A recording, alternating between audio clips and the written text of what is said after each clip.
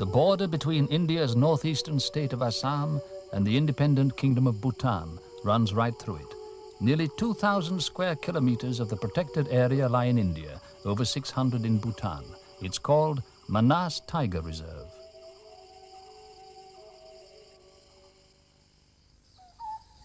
Manas contains 21 endangered species. It has rivers, grasslands and forests. In 1985, IUCN gave Manas international status as a World Heritage Site. It received vital national support from the Indian government under Project Tiger in 1973.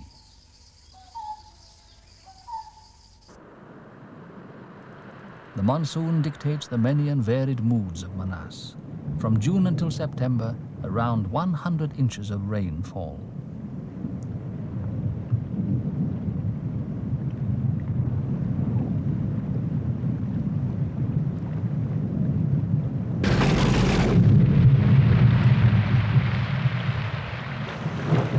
Manas River floods to fertilize the grasslands with silt.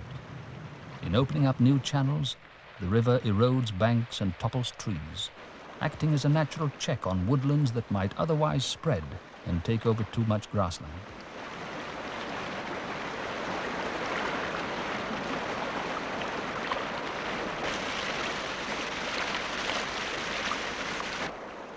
At last, the river falls, leaving a network of channels 6 to 7 kilometers wide.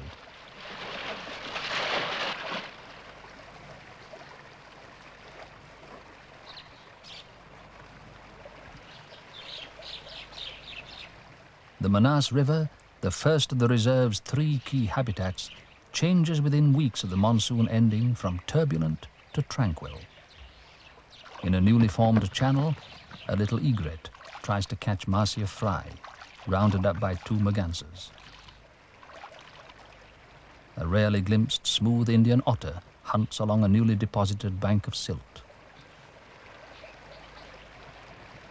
Manas is one of the last places where it's possible to find truly wild Asiatic buffalo. Elsewhere, they've interbred with domestic water buffalo.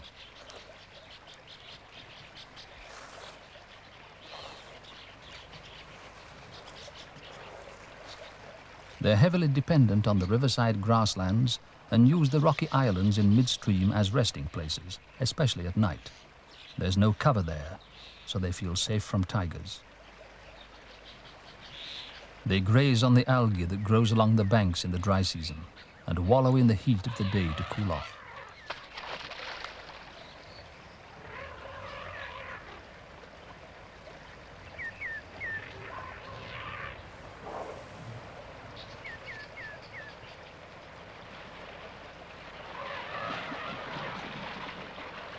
Manas is visited by a fluctuating population of up to 2,000 elephants, as many as you can find in the whole of Sri Lanka.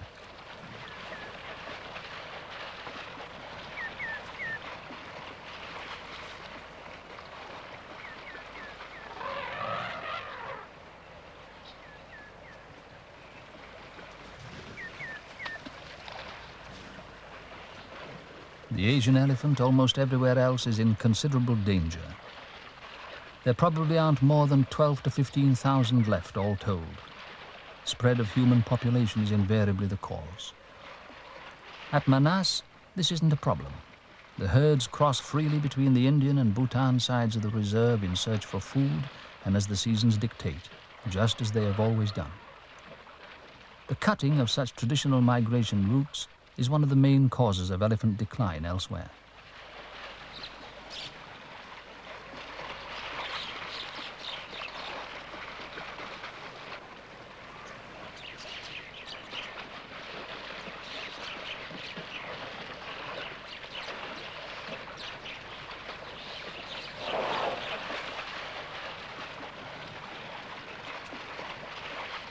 Because the ranger force at Manas has poaching very much under control, it's one of the few places where you can still find a big tusker carrying huge ivory.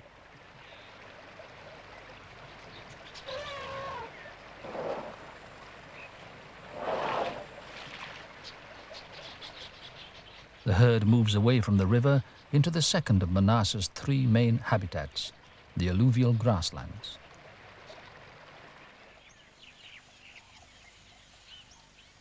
Once the dry season comes, some part of this grassland is always hidden under a pall of smoke. The management plan for the reserve calls for burning in a patchwork pattern, a section at a time. Setting fire to old grass is standard practice for encouraging new grass to come through.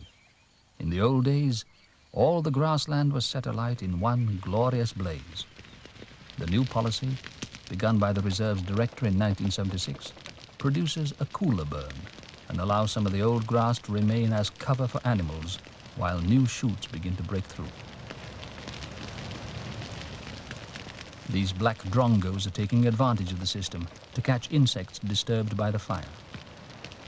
The chief benefactors, however, are not the birds, but rare grassland animals who can feed on tender new grass while being able to hide from their enemies among the still-standing stalks of the old.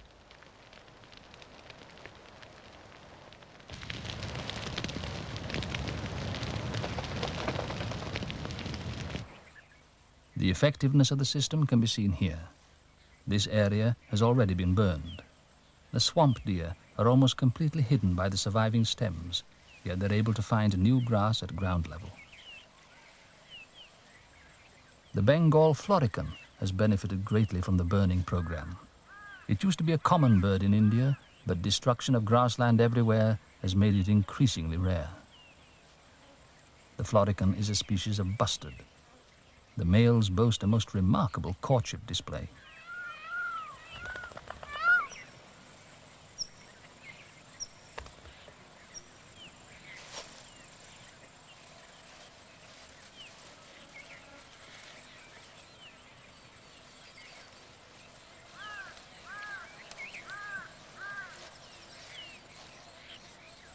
That's a hog deer, the commonest of Manasseh's 4 deer species, remaining completely unmoved by the performance.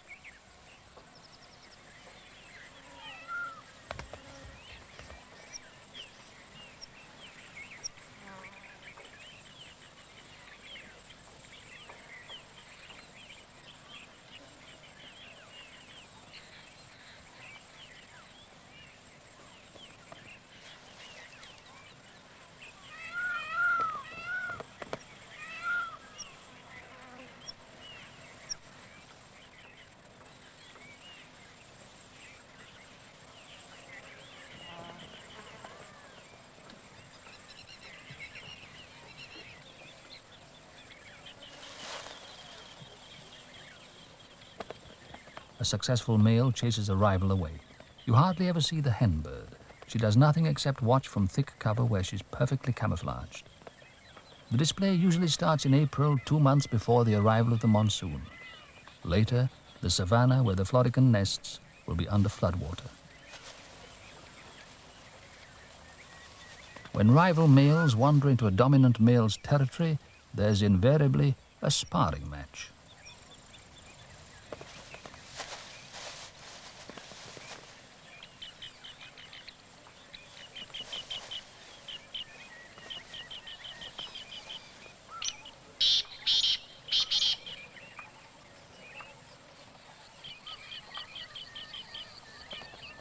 When his 2 rivals have been persuaded to leave, the resident male puts on an impressive aerial display to settle the affair.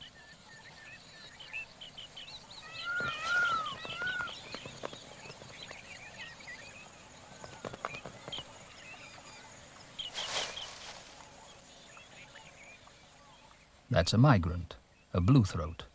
They passed through Manasseh before the monsoon arrived.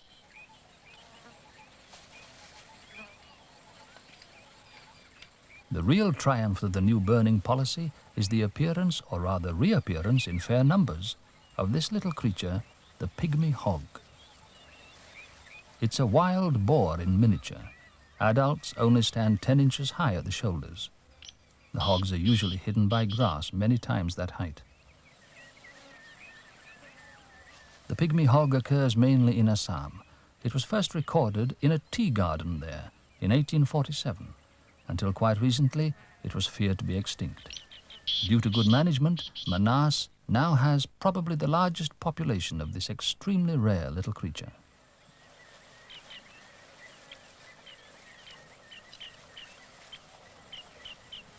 Manas has a population of about 100 Indian one-horned rhinos, and the reserve is capable of holding more of this increasingly endangered species. It's poached for its horn everywhere. In Manas, intense patrolling by rangers manages to keep losses down to an average of 1 a year. The rhino bridges the gap between two of the reserve's habitats. It frequents both the savanna and the woodland. Manas is rich in orchids. They bloom after the burn.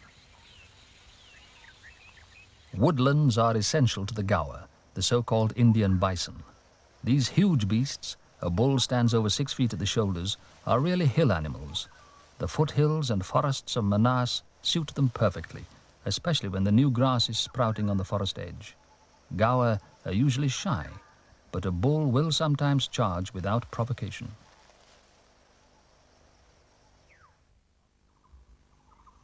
After the monsoon, the flowering trees flame with blossom. It's then that you appreciate the richness and color of the bird life of Manas, especially the nectar feeders like the blue-throated barbet.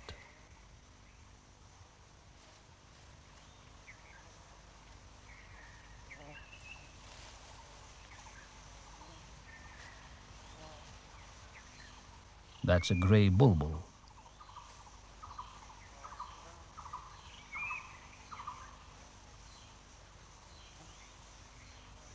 And a rarity, a great Himalayan barbet.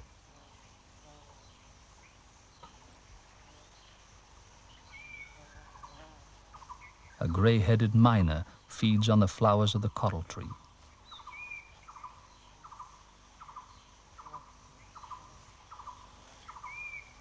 A fairy bluebird next.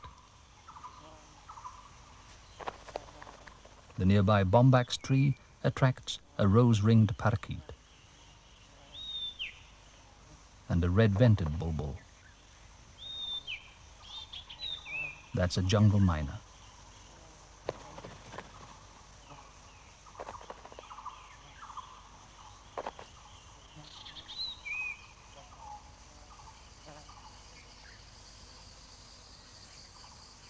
Deeper in the woodlands, the bombax blossoms attract considerably larger feeders.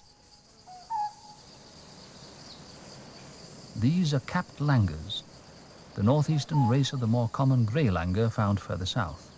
Unlike their grey relatives, they keep almost entirely to the treetops.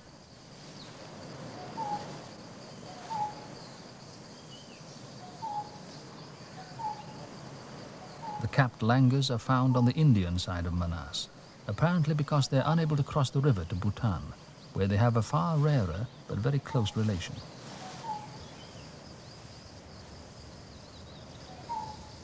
Like all langurs, they feed on leaves, fruits and blossoms. They don't even come down to ground level to drink at the numerous streams. Their vegetarian diet supplies them with all the moisture they need.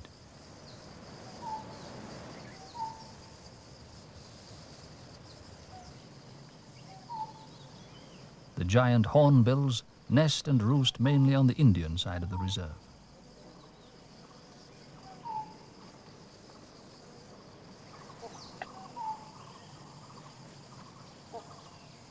Most mornings, when the fruits are ripe on the Bhutan side, they fly across the river to feed there. It's pleasant to be able to report that there's complete cooperation between India and Bhutan at Manas. People, and this includes visitors, are as free as the birds to cross from one side of the reserve to the other.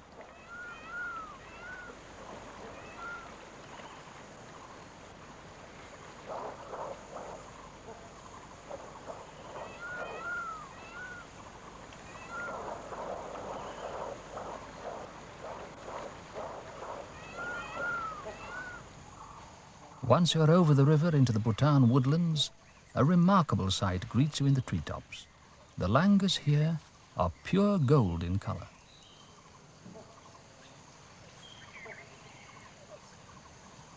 The golden langur was only discovered in 1953 by the British naturalist E.P.G. The amazing fact is that they only exist in an area 12 kilometers long between the Manas and Sankosh rivers. As far as is known, this beautiful monkey doesn't live anywhere else in the world.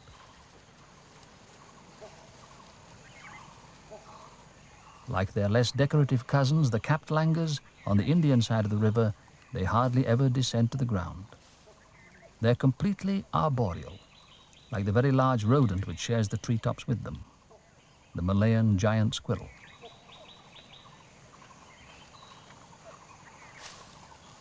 How the golden langur escaped notice for so long in what is a fairly well-explored area is a complete mystery.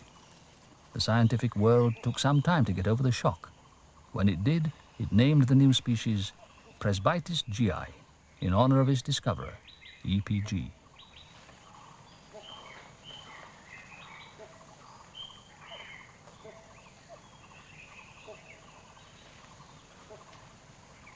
The golden langur's treetop neighbor, the Malayan giant squirrel, is over 3 foot long from nose to tail.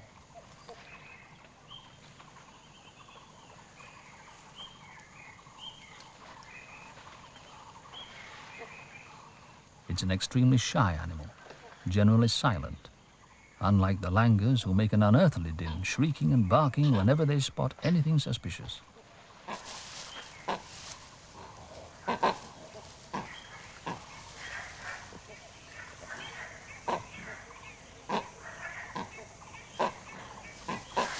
The fascination of Manas is its variety of species, seasonal mood and habitat.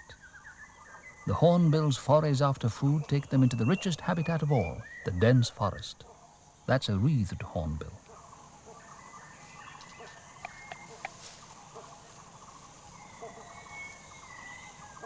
A macaque feeds close by.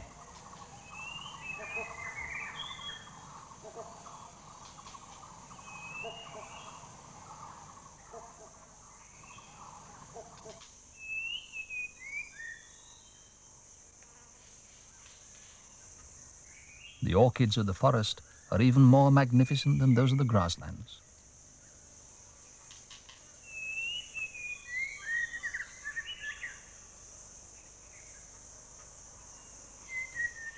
The forest swarms with life, strange insects and small mammals like the hoary-bellied squirrel.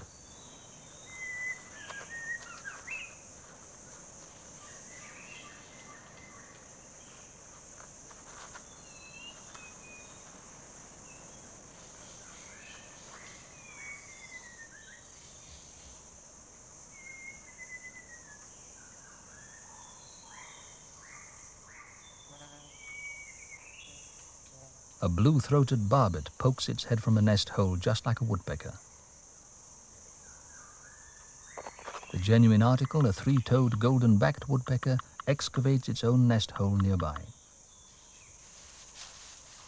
The ancestor of every domestic chicken in the world, the red jungle fowl, struts in a clearing, unaware of the service its species has done mankind.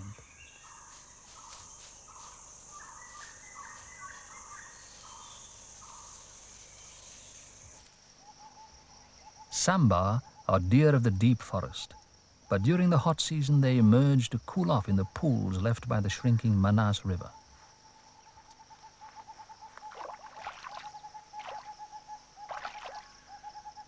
Others have the same idea. Tigers feel the heat more than any other big cat.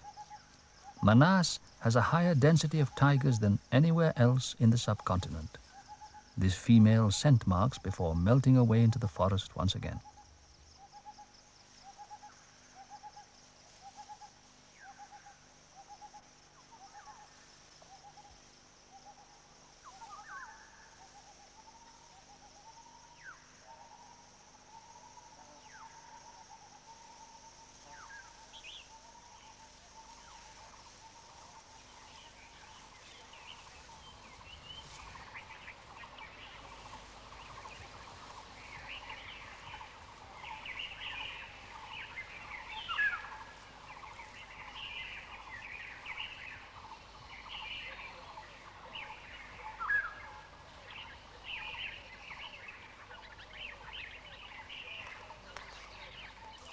She's wary. She knows there's a male around, but isn't yet receptive to him.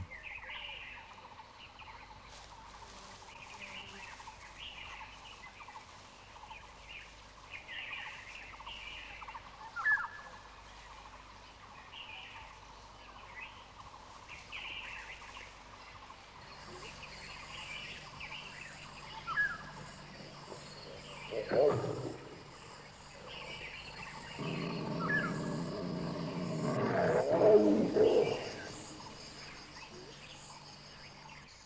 tiger's growls alarm a swamp partridge and her brood.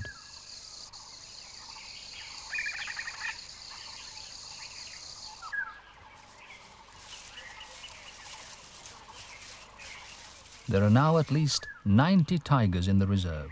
Their increase is largely due to the fact that Project Tiger, funded by the Indian government and World Wildlife Fund in 1973, provided the means to protect them. But Project Tiger did more, much more than that. It protected what is possibly the most exciting reserve in India, Manas, a place of many endangered and rare species and many seasonal and scenic moods.